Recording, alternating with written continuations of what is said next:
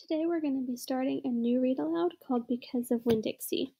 I actually read this when I was in 3rd grade, so I'm super excited that we get to read it together too. Chapter 1. My name is India Opal Bologna, and last summer my daddy, the preacher, sent me to the store for a box of macaroni and cheese, some white rice, and 2 tomatoes, and I came back with a dog.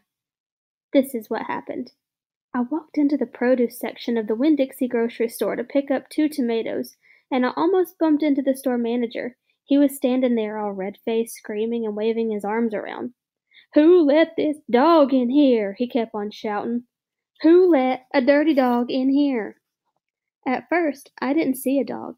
There was just a lot of vegetables rolling around on the floor, tomatoes and onions and green peppers, and there was what seemed like a whole army of Winn-Dixie employees running around waving their arms just the same way the store manager was waving his. And then the dog came running around the corner. He was a big dog, and ugly, and he looked like he was having a real good time. His tongue was hanging out, and he was wagging his tail. He skidded to a stop and smiled right at me. I had never before in my life seen a dog smile, but that's what he did. He pulled back his lips and showed me all his teeth, and then he wagged his tail so hard he knocked some oranges off a display and they went rolling everywhere, mixing in with the tomatoes and onions and green peppers. The manager screamed, "Somebody grab that dog!" The dog went running over to the manager, wagging his tail and smiling. He stood up on his hind legs. You could tell all he wanted to do was get face to face with the manager and thank him for the good time he was having in the produce department. But somehow he ended up knocking the manager over. And the manager must have been having a bad day, because lying there on the floor, right in front of everybody, he started to cry. The dog leaned over him, real concerned, and licked his face. "Please," said the manager, "somebody call the pound." "Wait a minute," I hollered. "That's my dog. Don't call the pound." All the Winn-Dixie employees turned around and looked at me, and I knew I had done something big.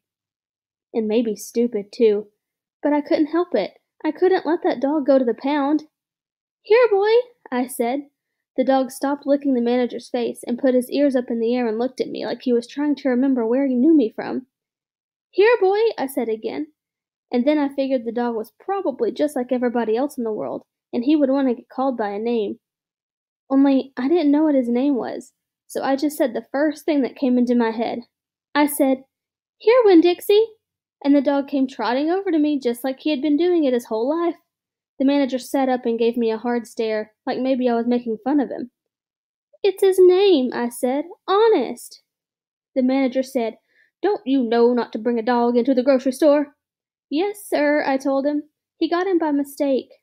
"I'm sorry. It won't happen again." "Come on, Winn-Dixie," I said to the dog. I started walking and he followed along behind me as I went out of the produce department and down the cereal aisle and past the cashiers and out the door.